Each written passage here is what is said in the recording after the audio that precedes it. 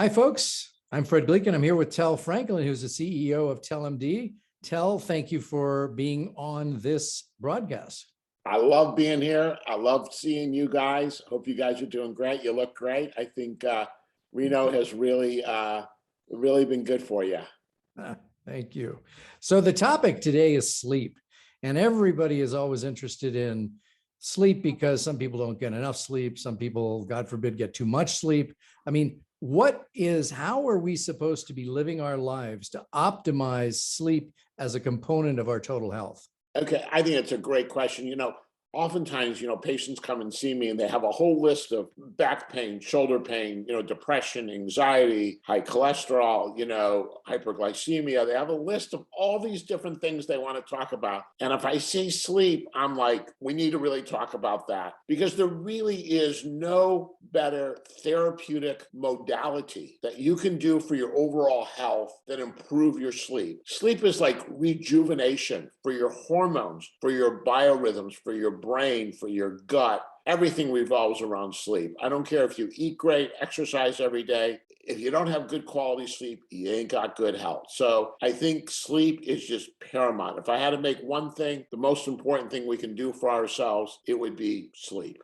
Well, one of the things that I've always noticed in my own sleep patterns is that oftentimes if I sleep 10 hours one night and I sleep 10 hours another night, it's very different in terms of the quality of the sleep that I had in each of those nights. So how do we, in addition to getting enough sleep, make sure that we have higher quality sleep? It's a really good question. And the reality is that you got to be in REM, rapid eye movement sleep. So you're right. It isn't whether you sleep 7, 8, 9, or 10. It's how much time am I actually getting restful sleep? Am I in REM? And REM is kind of almost on the edge of being awake. So I think the key is in a hormone called melatonin. We have this organ in our brain called the pineal gland, and the pineal gland secretes melatonin. So you say to yourself, well, what excites the melatonin? How do we get the melatonin to really be released by the pineal gland? The first thing is complete dark. No night light, put dark shades, no light from your alarm clock, put the iPhone in another room. It's got to be as dark as possible. Street lights,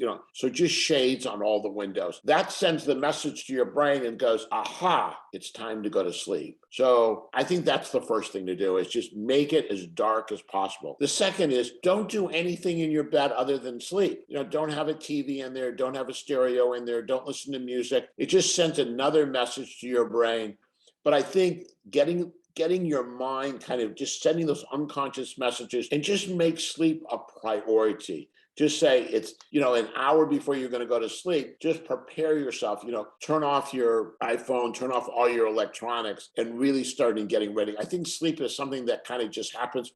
Oh my God, I'm really tired. I think I need to conk out. No, we need to really think about it and prepare for it. It'll have a ripple effect throughout your entire life. You'll wake up, you'll feel more rested, you'll want to go for a run, you're going to want to eat healthier. Sleep is, again, it's the most therapeutic modality that we can do in our lives. Talk to us about the effect of temperature on sleep as well. I've always heard that how cold or warm a room is will have some effect on the quality and the length of your sleep. Yeah, it's a really good point. Usually just being, down to about 65, 60, 58. I mean, everybody's a little bit different. I live next to the ocean. I leave my windows open. I love hearing the sounds of the ocean, but coolness is really, really important. So, yeah, I like the warm sheets. I like the warm pillows, but I like for the room in the temperature in the room to be a little bit cooler. Yes. What about the other thing I've oftentimes heard, and I don't know if this is true or not, maybe you can illuminate us, but the whole idea of having consistent times at which you go to bed and wake up, is that important as well? Yeah, I think it's really critical. The people that have the hardest time are people who work the night shift, and then, they do 3 days on or 3 weeks on and then 3 days off. I think that really throws off all your biorhythms.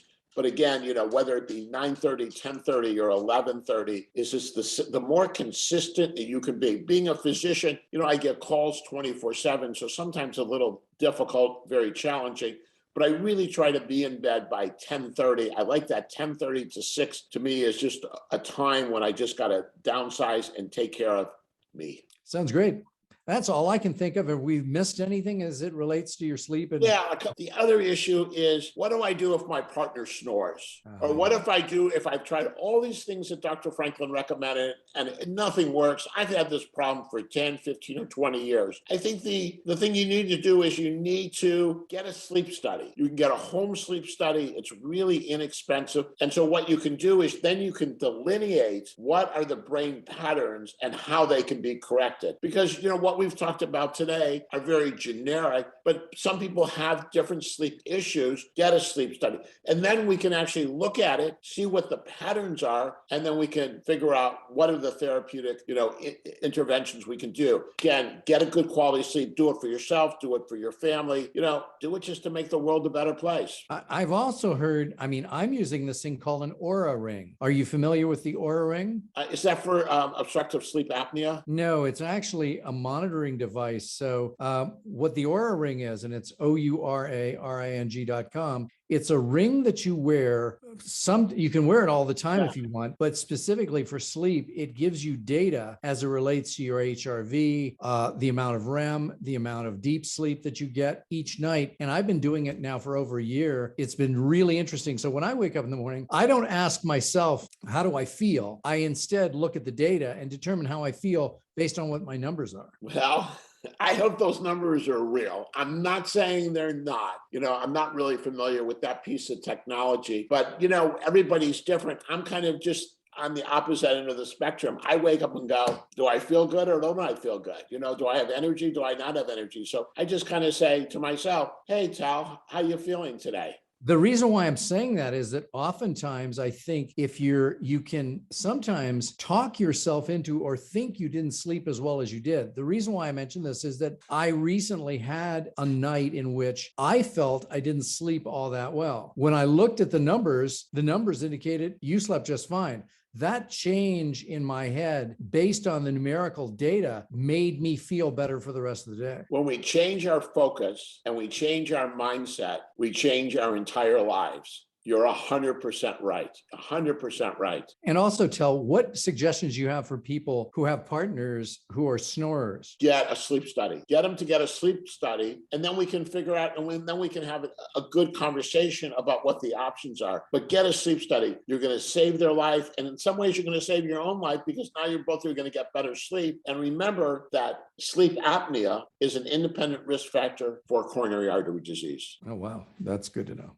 Excellent. This is Tal Franklin. I am a board-certified family physician living and working in Monterey, California. I really appreciate you listening today. And if you like this, give us a thumbs up, and we'll see you next time.